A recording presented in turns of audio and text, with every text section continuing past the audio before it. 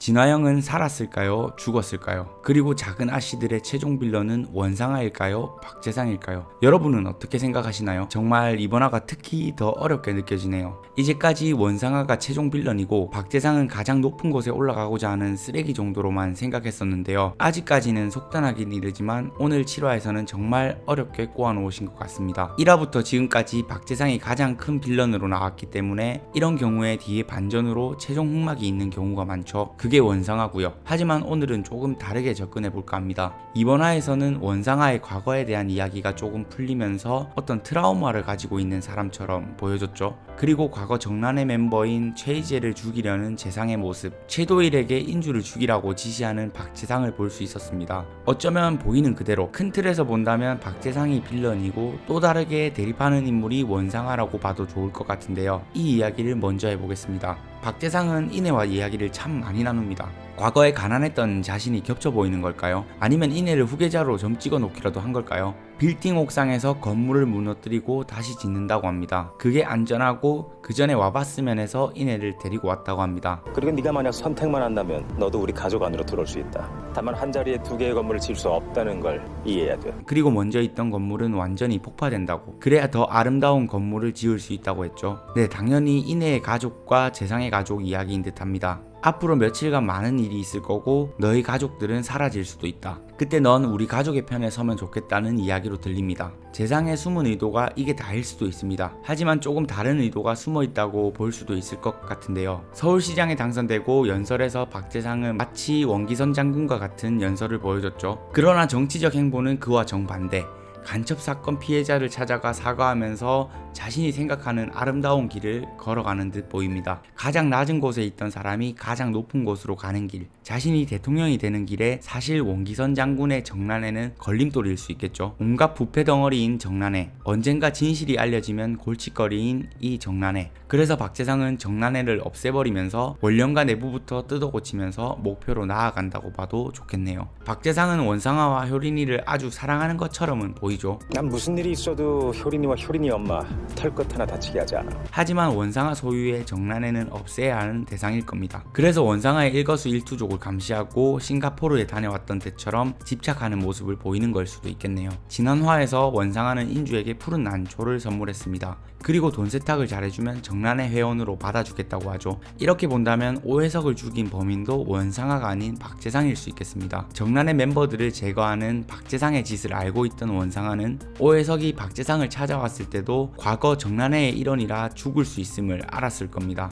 이내를 이용하려는데 박재상 앞에 갑자기 오해석이 나타났죠. 병원비를 내주고 박재상에게 눈도장을 찍었습니다. 거기다가 인경이 박재상을 한 방 먹였죠. 살짝 건드려 봤습니다. 누가 튀어나오나. 그런데 오해석이 나왔고 아버지 이야기까지 하는 해석을 걸림돌로 생각했을 겁니다. 오해석은 인주에게 재상의 아버지 박일복 씨에 대해 짧게 이야기했는데요. 박일복은 아주 깔끔한 사람이었다. 사람이 불필요하게 고통받는 걸 싫어했어. 그래서 여러 사람을 도와준 걸로 안다. 이 말을 할 때 최도일의 엄마를 대신해 살인을 한 장면이 나왔죠. 그런데 여러 사람을 도와줬다고 합니다. 한 명이 아님을 뜻하죠. 다른 인물들도 있을 겁니다. 저는 이 일이 원상아 엄마와도 관계가 있지 않을까 생각이 들더라고요. 어떤 이유로 원상아의 엄마를 죽인 것도 박일복 씨인 거죠. 원상아의 엄마가 죽던 날 옆에 있던 사람은 오해석이라고 했습니다. 그리고 원상아에게 방문을 닫으라고 했다고 하죠. 원령가를 자주 드나들던 많은 비밀을 알고 있는 해석이기에 만약 원상아의 엄마를 박일복 씨가 죽였다면 해석도 바로 알았을 겁니다. 결국 사연은 모르겠으나 이것을 두고 여러 사람을 도와줬다고 표현했을 수도 있겠습니다.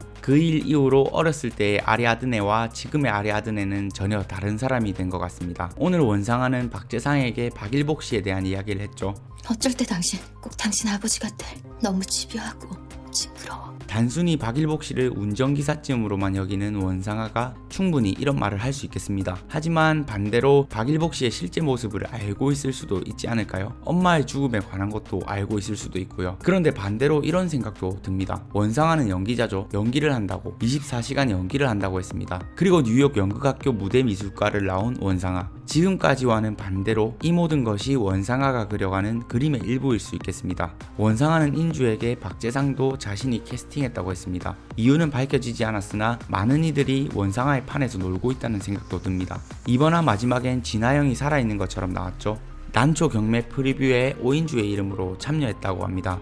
그런데 얼마 전 원상아도 싱가포르에 다녀왔는데요. 어쩌면 발목에 문신을 하고 있는 이 여자는 원상아일 수도 있겠죠. 재상은 단순히 자신에게 방해가 되는 인주, 인경을 죽이려는 것이고 원상아는 철저하게 이용하려는 것일 수도 있겠네요. 오늘 오해석의 방에서 밀실이 나왔죠. 종호가 도면을 그려서 밀실의 존재를 눈치챘는데요. 그런데 인혜와 효린이 원상아의 졸업작품을 볼 때도 도면이 있더라고요. 계단을 오르면 있는 방의 도면 같은데 이 도면에도 가로 세로 길이가 다 나와 있습니다. 어쩌면 이 방에도 다른 비밀, 다른 밀실이 또 숨어 있는 게 아닐까요?